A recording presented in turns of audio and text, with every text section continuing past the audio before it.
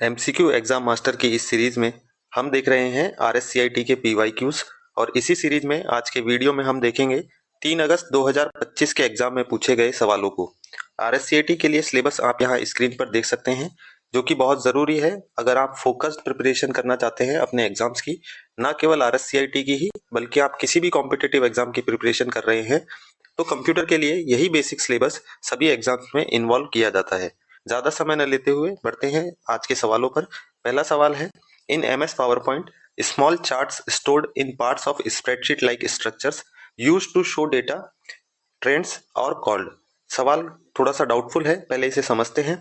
इन MS power point यानी कि MS PowerPoint में बहुत छोटे छोटे चार्ट्स का इस्तेमाल किया जा सकता है जो कि किसी स्प्रेडशीट की तरह दिखाई देते हैं, जैसे कि एक्सेल स्प्रेडशीट, और जो यूज किए जाते हैं किसी भी डेटा के ट्रेंड को दिखाने के लिए। उन्हें क्या कहा जाता है? दिए गए ऑप्शंस में से हमें चूज करना है। इसके लिए सही जवाब रहेगा ऑप्शन बी, उन्हें स्पार्कलाइंस कहते हैं, जैसा कि आप स्क्रीन पर देख सकते हैं। डाउटफुल ये है कि इस क्वेश्चन में एमएस पावर पॉइंट लिखा गया है, जबकि ये टूल है या जो फीचर है ये एमएस एक्सेल में अच्छे तरीके से इस्तेमाल किया जाता है। ऐसा नहीं है कि इसे एमएस पावर पॉइंट में यूज नहीं कर सकते हैं, बट इसे यूज करने के लिए थोड़ा टिपिकल मेथड है। हमें पहले एमएस एक्सेल में ही इसे यूज करना पड़ेगा और फिर उस एक्सेल शीट को या उस एक्सेल के डेटा को हम पावर पॉइंट पर ट्रांसफर कर सकते हैं, लिंक कर सकते हैं। बढ़ते हैं अगले सवाल की तरफ, जिसमें पूछा गया है which device is used to input data into a computer. ये काफी आसान सवाल है, जिसमें पूछा गया है कि कंप्यूटर में किसी भी डेटा को इनपुट करने के लिए हम किस डिवाइस का इस्तेमाल करते हैं। इसे ऑप्शन एलिमिनेशन मेथड से कर सकते हैं। सही जवाब रहेगा ऑप्शन सी, कीबोर्ड की सहायता से हम इनपुट कर सकते हैं। बढ़ते हैं अगले सवाल की तरफ, जहां पूछा गया है you want to reduce the file size of an image before uploading it to a government portal, you will. सवाल में पूछा गया है कि किसी भी गवर्नमेंट पोर्टल पर हम कोई इमेज अपलोड करना चाहते हैं और उसे हम रिड्यूस साइज में अपलोड करना चाहते हैं, तो हमें क्या करना चाहिए दिए गए ऑप्शंस में से। इसके लिए सही जवाब रहेगा option D, use an image optimization tool और वेबसाइट। हम किसी ऐसे टूल या वेबसाइट का इस्तेमाल कर सकते हैं जो कि हमारी इमेज को ऑप्टिमाइज कर पाए, यानी कि उसकी जो साइज है उसे रिड्यूस कर पाए, साथ ही साथ क्वालिटी को भी मेंटेन रखे। एग्जाम्पल के लिए आप देख सकते हैं, एज एन स्टूडेंट हम अप्लाई करते हैं डिफरेंट पोर्टल्स पे किसी भी कॉम्पिटिटिव एग्जाम के लिए, तो वहां पर हमें सिग्नेचर, थंब इम्प्रेशन या अपनी पासपोर्ट साइज इमेज जो है वो सॉफ्ट कॉपी में अपलोड करनी होती है। बट वहां पर लिमिट होती है कि 50 KB से ऊपर की वो फाइल साइज नहीं लेगा। तो उसके लिए हम क्या कर सकते हैं, एमएस पेंट जो कि एक टूल है उसका इस्तेमाल कर सकते हैं फाइल को ऑप्टिमाइजेशन के लिए। साथ ही साथ आजकल बहुत सारी वेबसाइट है जहां ऑटोमेटिकली आप साइज लिमिट वहां प्रोवाइड कर दीजिए कि जैसे 50 KB का अपर लिमिट है, आप 50 KB कर दीजिए, तो आपकी फाइल कितने भी MB की हो या KBs की हो, वो उसे अंडर 50 KB रिड्यूस कर देगा और आप उसे इजीली अपलोड कर पाएंगे। बढ़ते हैं अगले सवाल की तरफ, जहां पूछा गया है which of the following is an operating system. ये भी आसान सवाल है, हमें दिए गए ऑप्शंस में से बताना है कौन सा ऑपरेटिंग सिस्टम का एग्जाम्पल है। इसके लिए सही जवाब है ऑप्शन बी, विंडोज 10। यहाँ 10 वर्जन का नाम है। विंडोज जनरली हम किसी भी ऑपरेटिंग सिस्टम के लिए जो कि नॉर्मली कंप्यूटर्स में हम इस्तेमाल करते हैं उसके लिए किया जाता है। डिफरेंट टाइप के और भी ऑपरेटिंग सिस्टम आप यहाँ स्क्रीन पर देख सकते हैं। बढ़ते हैं अगले सवाल की तरफ, जहाँ पूछा गया है you received A suspicious email with an attachment, what should you do. हमें कोई एक संदिग्ध ईमेल हमें प्राप्त होता है जिसके अंदर कोई फाइल भी अटैच की हुई है, तो हमें उस मेल के साथ में क्या करना चाहिए। दिए गए ऑप्शंस में से हमें राइट वन चूज करना है। इसके लिए सही जवाब रहेगा option D, report it as spam और फिशिंग। हमें उसे रिपोर्ट करना चाहिए स्पैम या फिशिंग के लिए। साथ ही साथ हम उसे डिलीट भी कर सकते हैं या हमें डिलीट भी करना चाहिए। स्पैम या फिशिंग मार्क करने के लिए हम किसी भी ईमेल के 3 एक्सटेंशन डॉट्स पे क्लिक करके रिपोर्ट फिशिंग या रिपोर्ट स्पैम का ऑप्शन चूज कर सकते हैं। बढ़ते हैं अगले सवाल की तरफ, जहां पूछा गया है which is the smallest unit of data that a computer can understand and process. यानी कि वो कौन सी सबसे छोटी यूनिट है किसी भी डेटा की जिसे एक कंप्यूटर समझ सकता है और प्रोसेस के लिए यूज कर सकता है। ये भी आसान सवाल है जिसका जवाब है ऑप्शन बी, बिट। आप यहाँ स्क्रीन पर लिस्ट देख सकते हैं यूनिट्स की किसी भी स्टोरेज के लिए, और इसे सीक्वेंस में याद रख सकते हैं। बढ़ते हैं अगले सवाल की तरफ, जहां पूछा गया है what is the official portal for income tax services in India. Bharat में इनकम टैक्स सर्विसेज के लिए जो पोर्टल है ऑनलाइन, उसका ऑफिशियल पोर्टल दिए गए ऑप्शंस में से कौन सा है। ये थोड़ा कंफ्यूजिंग है और याद रख पाना मुश्किल होता है। ये तभी याद रहते हैं जनरली जब हम इन साइट्स को विजिट करते हैं। इसके लिए सही जवाब रहेगा ऑप्शन सी, incometax.gov.in राइट आंसर है। यहाँ आप पोर्टल पर देख पाएंगे, यूआरएल में हम जो पोर्टल है ऑफिशियल वो देख पाएंगे किस तरह से लिखा जाता है। बढ़ते हैं अगले सवाल की तरफ, जहाँ पूछा गया है why do you log of your computer when leaving your office. जब भी आप अपना कार्यालय छोड़ रहे हैं तो लास्ट में शिफ्ट एंड में या ऑफिस आवर्स के बाद में आप अपने कंप्यूटर को लॉग ऑफ करके जाते हैं, ऐसा क्यों किया जाता है। दिए गए ऑप्शंस में से हमें बताना है। आप ऑप्शन जरूर रीड करें सभी, कई बार कंफ्यूजन होने की वजह से हम गलत आंसर टिक कर आते हैं। बट इसके लिए सही जवाब रहेगा ऑप्शन ए, जिसमें कहा गया है कि someone might steel your files password etc, यानी कोई कॉन्फिडेंशियल फाइल्स आपकी रखी हुई हैं अगर आपने लॉग ऑफ नहीं किया है तो, या आपके जो अकाउंट्स ओपन है वहाँ पे पासवर्ड्स जो है वो जो है चुरा सकता है कोई भी अगर आप लॉग ऑफ करके नहीं जाते हैं अपना कंप्यूटर। नेक्स्ट सवाल की तरफ बढ़ते हैं, जहां हमें पीडीएफ का फुल फॉर्म बताना है। पीडीएफ एक डॉक्यूमेंट फॉर्मेट है जो आजकल बहुत ज़्यादा यूज़ किया जाता है। इसका फुल फॉर्म है पोर्टेबल डॉक्यूमेंट फॉर्मेट, यानी कि ऑप्शन ए इसका सही जवाब है। बढ़ते हैं अगले सवाल की तरफ, जहां पूछा गया है what is the default orientation for slides in power point, यानी कि एमएस पावर पॉइंट में जो स्लाइड्स होती हैं उनका बाय डिफॉल्ट ओरिएंटेशन क्या होता है। ओरिएंटेशन जनरली दो तरह के होते हैं, लैंडस्केप और पोर्ट्रेट। यहाँ इसके लिए सही जवाब रहेगा option B, landscape orientation MS PowerPoint में बाय डिफॉल्ट स्लाइड्स का रहता है। अगर आप न्यूअर वर्जन में देखेंगे तो आप स्क्रीन पर देख पाएंगे, यहाँ पर वाइड स्क्रीन या स्टैंडर्ड करके ऑप्शंस आते हैं, आप कस्टम भी चूज कर सकते हैं। ओल्डर वर्जन में दो ही ऑप्शन रहते थे, पोर्ट्रेट एंड लैंडस्केप। नेक्स्ट सवाल की तरफ बढ़ते हैं, विच of the following is a popular mobile operating system. हमें दिए गए ऑप्शंस में से बताना है कौन सा सबसे ज्यादा पॉपुलर ऑपरेटिंग सिस्टम है जो मोबाइल फोन्स में इस्तेमाल किया जाता है। इसके लिए भी काफी आसान जवाब रहेगा ऑप्शन सी, एंड्रॉयड। आप यहाँ स्क्रीन पर सेंटर में देख पाएंगे एंड्रॉयड का जो इनिशियल वर्जन था वो दिखाया गया है, फिर उसका ट्रैक पाथ दिखाया गया है कि धीरे धीरे समय के साथ में ये ऑपरेटिंग सिस्टम इवॉल्व होता रहा, इसके काफ़ी सारे वर्जन आते रहे और हम आज की डेट में एंड्रॉयड 14 और प्लस यूज़ कर रहे हैं। इवन एंड्रॉयड 16 तक भी मार्केट में अवेलेबल है। सेकेंड, हम मैक ओएस जिसे हम आईफोन में इस्तेमाल करते हैं वो होता है। बढ़ते हैं अगले सवाल की तरफ, जहाँ स्टेटमेंट दिए गए हैं। स्टेटमेंट फर्स्ट में कहा गया है e learning platforms provide students the facility to attend classes from home, यानी कि ई लर्निंग प्लेटफॉर्म जितने भी हैं वो स्टूडेंट्स को फैसिलिटी प्रोवाइड करते हैं कि वो घर बैठे बैठे अपनी ऑनलाइन क्लासेस ले पाएं। स्टेटमेंट 2 में कहा गया है digital signature are use to print documents in physical form, यानी कि डिजिटल सिग्नेचर का इस्तेमाल इसलिए किया जाता है ताकि हम किसी भी डॉक्यूमेंट को फिजिकल फॉर्म में प्रिंट कर पाएं। हमें करेक्ट ऑप्शन चूज करना है। इसके लिए सही जवाब रहेगा ऑप्शन ए, स्टेटमेंट 1 सही है। जैसा कि बताया गया है ई लर्निंग प्लेटफॉर्म को हम इस्तेमाल कर सकते हैं घर बैठे ऑनलाइन क्लासेस लेने के लिए, बट स्टेटमेंट 2 फॉल्स है क्योंकि डिजिटल सिग्नेचर का इस्तेमाल ऑथेंटिकेशन के लिए किया जाता है किसी भी डॉक्यूमेंट को, ना कि उसको प्रिंट करने के लिए। प्रिंट तो हम जनरली प्रिंट से कैसे भी कर सकते हैं। बढ़ते हैं अगले सवाल की तरफ, जहाँ कहा गया है you are preparing a mail merge in MS Word to send personalised letter to 50 customers, what are the primary files you must have to successfully perform this mail merge option.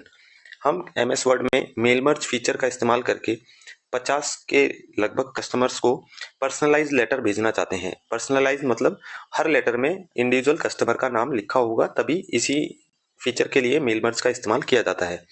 अब सवाल में पूछा गया है कि इस ऑपरेशन को perform करने के लिए हमें क्या क्या बेसिक नीड रहेगी। आप ऑप्शन जरूर रीड करें। इसके लिए सही जवाब रहेगा option D, A main document template and A data source. हमारे पास एक टेम्पलेट होना चाहिए जहाँ पे वो मैटर लिखा हो कि हमें क्या सेंड करना है, और एक डेटा सोर्स होना चाहिए उन 50 रेसिपिएंट्स का जिन्हें हम वो मेल करना चाहते हैं, ताकि हर लेटर पे इंडिविजुअली सबका अलग अलग नेम, एड्रेस या जो भी हम ग्रीटिंग्स लिखना चाहते हैं कस्टमर वाइज वो इंसर्ट की जा सके। अब ऑप्शन रीड करने के लिए इसलिए कहा जाता है क्योंकि इसी क्वेश्चन में मैं आपको एक डाउट क्लियर करना चाहता हूं। अगर आप ऑप्शन सही से रीड नहीं करेंगे तो हो सकता है बहुत सारे एस्पिरेंट इसका आंसर ऑप्शन बी देके आए, a long type letter and a recipient list, but ये एक्यूरेट नहीं है। इन्हीं ऑप्शंस में बहुत ज्यादा एक्यूरेट आंसर ऑप्शन डी है। इसीलिए कहा जाता है बार बार कि आप सभी ऑप्शन को अच्छे से रीड करें और राइट आंसर देके आए। बढ़ते हैं अगले सवाल की तरफ।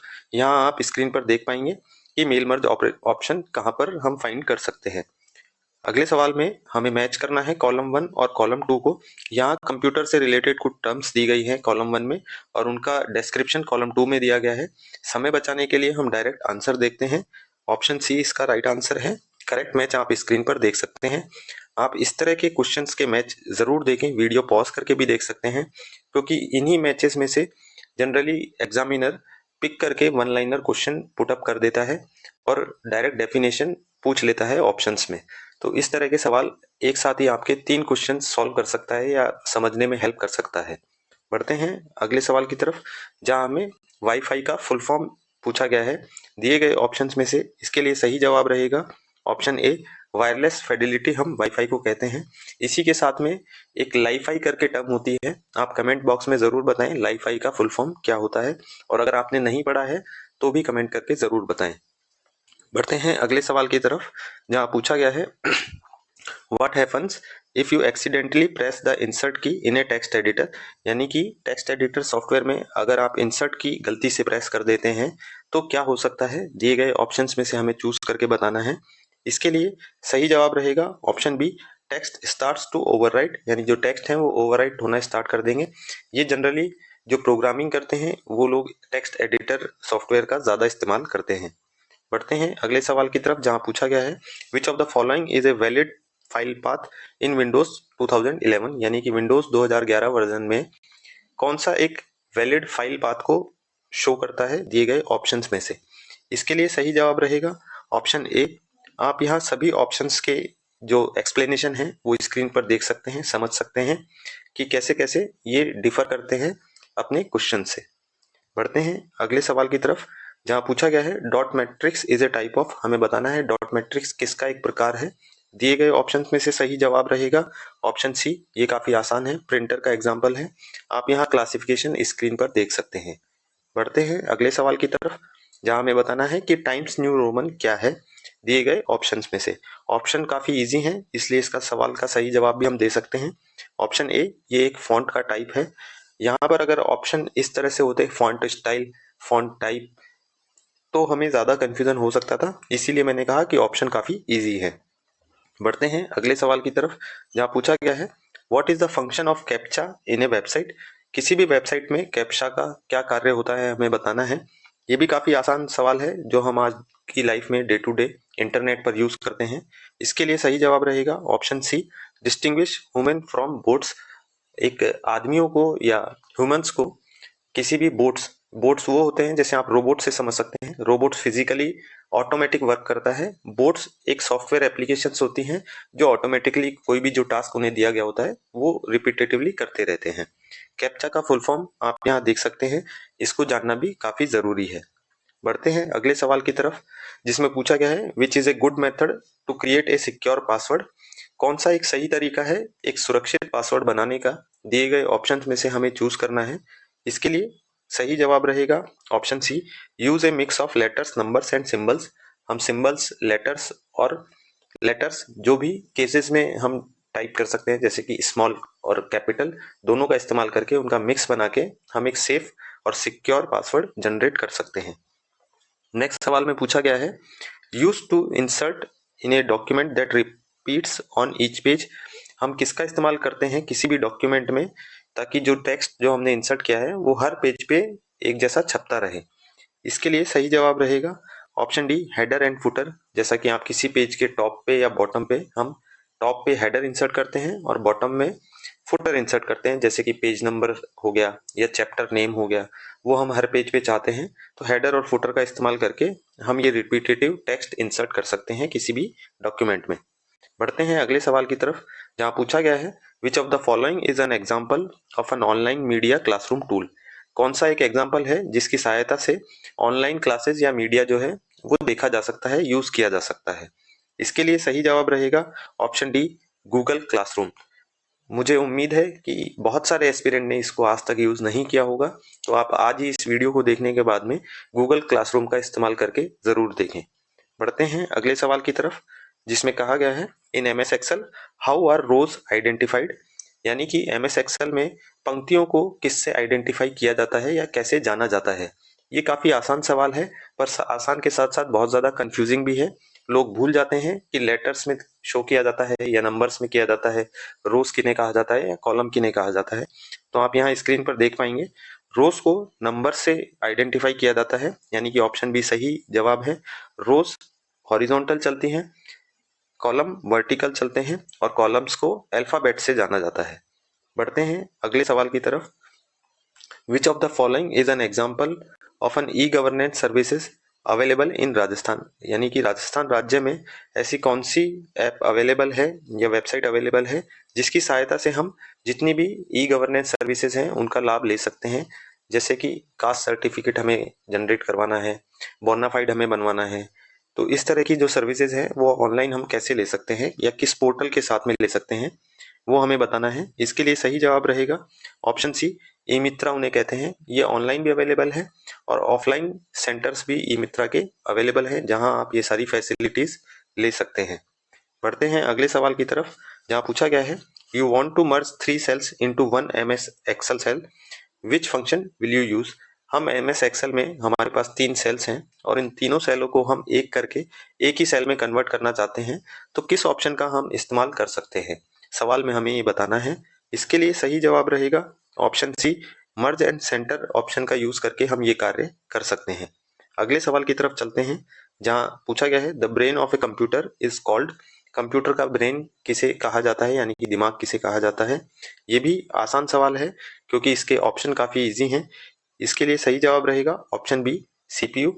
ये हार्ड या टफ तब हो सकता था जब इसी सवाल में motherboard as a example option दिया गया होता। बढ़ते हैं अगले सवाल की तरफ। Which keyboard shortcut is commonly use to undo the last action in most MS office application. MS office की अलग अलग एप्लीकेशंस में अगर हमें अंडू जो करना है, पिछला एक्शन जो है, जो भी हमने कार्य किया है उसको वापस से लाना है, तो हम उसके लिए किस शॉर्टकट की का इस्तेमाल कर सकते हैं। इसका काफी आसान जवाब है बट कंफ्यूजिंग भी है। और साथ ही साथ मैं ये बताना चाहूंगा ये RSCIT ही नहीं, डिफरेंट कॉम्पिटिटिव एग्जाम में बार बार पूछा जाता है और ये इसीलिए पूछा जाता है कि ये सबसे ज्यादा कंफ्यूजिंग है। तो आप इस कंफ्यूजन को हमेशा क्लियर करके रखें। इसके लिए सही जवाब रहेगा कंट्रोल प्लस जेड की का इस्तेमाल अंडू के लिए किया जाता है, कंट्रोल प्लस वाई का इस्तेमाल रीडू के लिए किया जाता है। बढ़ते हैं अगले सवाल की तरफ, जहां पूछा गया है इन MS Word if you want to create a go to a specific location link within your document so that when a specific word or phrases in the document are clicked you can easily get to the location you would typically use। ये सवाल आपको पढ़ने में काफी lengthy लग सकता है और जो एस्पिरेंट्स हिंदी में पढ़ना चाहते हैं तो हिंदी में भी ये उतना ही टफ है समझना। इसके लिए हम पहले समझने की कोशिश करते हैं सवाल में क्या पूछा गया है कि MS वर्ड में हम ऐसा कोई लिंक जनरेट करना चाहते हैं कि जब भी हम उस लिंक पे क्लिक करें या वो टर्म कहीं पर भी आए, तो जब हम उस पर क्लिक करें पूरे डॉक्यूमेंट में, तो जहां पर भी हमने उसका एक्सप्लेनेशन दिया हुआ है वहां पर हम पहुंच जाएं। जैसे कि हमने कोई मेन्यू बनाया हुआ है और जहां पर भी उसमें रोटी शब्द लिखा हो या रोटी वर्ड लिखा हो तो वो एक लिंक की तरह दिखाई दे और जब भी हम रोटी पर क्लिक करें तो रोटी की जो रेसिपी है उस पूरे डॉक्यूमेंट में वहां पर हम स्विच हो जाएं। इसके लिए सही जवाब रहेगा option B, hyperlink to a heading और बुकमार्क। एक हाइपरलिंक जनरेट किया जा सकता है एज ए हेडिंग और बुकमार्क किया जा सकता है। जैसा कि आप यहाँ स्क्रीन पर देख सकते हैं कि पराठा या चपाती वर्ड के लिए हमने हाइपरलिंक दिया गया है प्रोडक्ट पर, और जब भी हम उस पर क्लिक करेंगे तो जहां पर भी हम उसकी डिटेल है उस प्रोडक्ट से रिलेटेड वहां पर हम शिफ्ट कर जाएंगे। बढ़ते हैं अगले सवाल की तरफ, जहां पूछा गया है which of the following is an example of an open source office suite when often used as an alternative to Microsoft Office. यानी कि सवाल में हमें बताना है कि माइक्रोसॉफ्ट ऑफिस की तरह ही दिखने वाला या यूज किया जाने वाला ऐसा कौन सा ओपन सोर्स सॉफ्टवेयर है जो कि ऑप्शन में दिया गया है। इसके लिए सही जवाब रहेगा ऑप्शन बी, लिब्रे ऑफिस उसे कहा जाता है। आपको ओपन सोर्स सॉफ्टवेयर समझने की भी जरूरत है और आपको ये भी बताना चाहूंगा कि माइक्रोसॉफ्ट ऑफिस एक ओपन सोर्स सॉफ्टवेयर नहीं है। जनरली लोग करप्ट वर्जन उसका यूज करते हैं या पायरेटेड वर्जन यूज करते हैं। MS ऑफिस एक पेड सॉफ्टवेयर है। बढ़ते हैं अगले सवाल की तरफ, जहां पूछा गया है what is the output of the MS Excel function is equal to left hand function. यहाँ सवाल में हमें MS एक्सेल का एक फंक्शन दिया गया है। RSCIT एग्जाम की एक खासियत है कि सवालों का पैटर्न एक जैसा ही रहता है, तो कोई ना कोई एक फंक्शन हर RSCIT एग्जाम में जरूर पूछा जाएगा, तो आप सभी फंक्शंस को अच्छे से याद करके जाएं। यहाँ लेफ्ट का मतलब है कितने वर्ड्स लेफ्ट हो गए हैं और यहाँ पर जो वर्ड दिया गया है उसके साथ में एक न्यूमेरिक नंबर दिया गया हुआ है, तो कितने वर्ड के बाद में जो पूरा टर्म दिया गया है उसमें से लेफ्ट किया जाएगा यानी कि छोड़ा जाएगा। इसके लिए सही जवाब रहेगा option C VM. Step wise explanation आप यहाँ स्क्रीन पर देख सकते हैं, जैसे कि VMOU Vardhman Mahaveer open university का शॉर्ट फॉर्म ये है। तो इसमें 2 लेफ्ट करना है, यानी कि फर्स्ट लेफ्ट से हम चलेंगे तो VM 2 वर्ड 2 कैरेक्टर हो गए, तो यही इसका राइट जवाब रहेगा। उसके बाकी का सारा जो अवेलेबल डेटा है वो छोड़ दिया जाएगा। बढ़ते हैं अगले सवाल की तरफ, जहां पूछा गया है which of the following is not a component of a computer system required to install new software. यानी कि ऐसा कौन सा कंपोनेंट है दिए गए ऑप्शंस में जिसका इस्तेमाल किसी भी कंप्यूटर सिस्टम में नहीं होता है जब भी हम कोई नया सॉफ्टवेयर इंस्टॉल कर रहे हैं। तो इसके लिए सही जवाब रहेगा इलेक्ट्रिसिटी, यानी कि ऑप्शन सी। हालांकि अब ये बहुत कॉमन सेंस वाला क्वेश्चन हो गया कि हम कहेंगे कि इलेक्ट्रिसिटी तो चाहिए ही होती है, बट इलेक्ट्रिसिटी इन बाकी ऑप्शन को अगर हम देखेंगे और एलिमिनेशन मेथड में जाएंगे तो बाकी तीनों ऑप्शन तो बेसिकली नीडेड है ही है। विदाउट इलेक्ट्रिसिटी तो अपना कंप्यूटर स्टार्ट ही नहीं होगा, तो सॉफ्टवेयर इंस्टॉल करने की तो बात ही नहीं है। इसलिए इलेक्ट्रिसिटी मोस्ट डिजायर्ड इसका आंसर रहेगा इस क्वेश्चन के लिए। इसके लिए नेक्स्ट बढ़ते हैं। नेक्स्ट सवाल में पूछा गया है blank space is an input device use to input audio data into a computer. किसी भी कंप्यूटर में हमें ऑडियो डेटा इनपुट करना है तो किसका हम या किस डिवाइस का हम इस्तेमाल कर सकते हैं दिए गए ऑप्शंस में से। इसके लिए सही जवाब रहेगा option D microphone audio input के लिए होता है, जबकि स्पीकर ऑडियो आउटपुट के लिए होता है। जल्दीबाजी में हो सकता है बहुत सारे एस्पिरेंट ने इसका आंसर ऑप्शन ए कर दिया हो। यहाँ पर माइक्रोफोन के कुछ बेसिक टाइप्स दिखाए गए हैं। मेरी रिक्वेस्ट है कि आप इन सभी टाइप्स को भी जरूर पढ़ के जाएं। बढ़ते हैं अगले सवाल की तरफ, जहां पूछा गया है why is it important to set up a restore point on your computer. ये क्यों जरूरी है कि किसी भी कंप्यूटर में एक रीस्टोर पॉइंट को डिसाइड करके रखा जाए या उसको सेटअप करके रखा जाए। आप सभी ऑप्शन अच्छे से रीड करें। इसके लिए सही जवाब रहेगा option B to create a point to restore the system in case of issues. हमारे कंप्यूटर में अगर कोई भी इशू आ जाता है तो हम किसी पॉइंट से उसे रिस्टोर कर सकते हैं या वापस उसे स्टार्ट कर सकते हैं। ये जनरली तब होता है जब हम किसी सॉफ्टवेयर को इंस्टॉल कर रहे हैं या हमारे विंडोज के वर्जन अपडेट हो रहे हैं। जैसे हमने मान लीजिए कि विंडोज 10 से विंडोज 11 में हम अपडेट करना चाह रहे हैं, इंस्टॉल कर रहे हैं, बट किसी भी इशू की वजह से इंस्टॉलेशन आगे नहीं बढ़ पा रहा है, तो कंप्यूटर हम जो भी प्रीवियस पॉइंट जो है वो सेटअप करके रखेंगे वहां से दोबारा स्टार्ट लेना चालू कर सकता है। बढ़ते हैं आज के आखिरी सवाल पर, जहां पूछा गया है which tool allows online document editing and storage. कौन सा टूल है दिए गए ऑप्शंस में से जिसकी सहायता से हम ऑनलाइन यानी कि इंटरनेट पर अपने डॉक्यूमेंट्स को स्टोर करके रख सकते हैं, साथ ही साथ उनमें एडिटिंग भी कर सकते हैं।